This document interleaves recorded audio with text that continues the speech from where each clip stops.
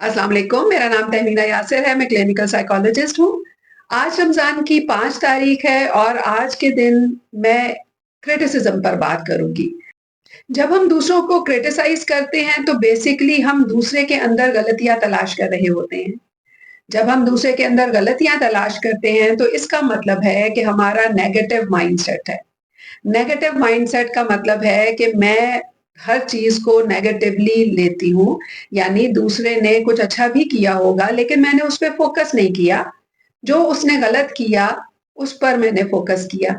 इस आदत की वजह से जहाँ हम दूसरे को नुकसान पहुँचाते हैं, दूसरा क्रिटिसिज़्म महसूस करता है, दूसरे की सेल्फ एस्टीम लो होती है, वहीं हम अपने साथ भी बहुत बुरा कर रहे होते हैं।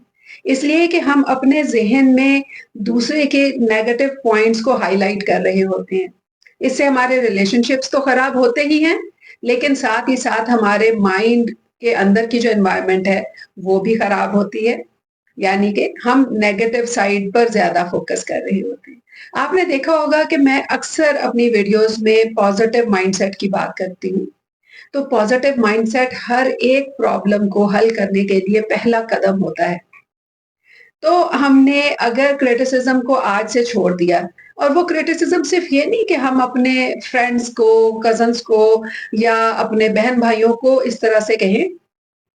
अगर वालिदैन बच्चों को क्रिटिसाइज़ करते हैं कि तुम ये क्या कर रहे हो, तुम ऐसे कर रहे हो, तुम बैठ जाओ, तुम खड़े क्यों हो, तुमने ये काम गलत किया है, ये काम ऐसे नहीं करना, अब फिर तुम मोबाइल यूज़ कर रहे हो। तो ये वाला बिहेवियर भी आज से हमने खत्म करना है। इसलिए कि जब हम दूसरे को क्रिटिसाइज़ करते हैं, तो उसके नतीजे में दूसरा शख्स सिर्फ़ हर्ट होता है और उसके अंदर कोई मोटिवेशन नहीं आती कि वो उस काम को ना करे।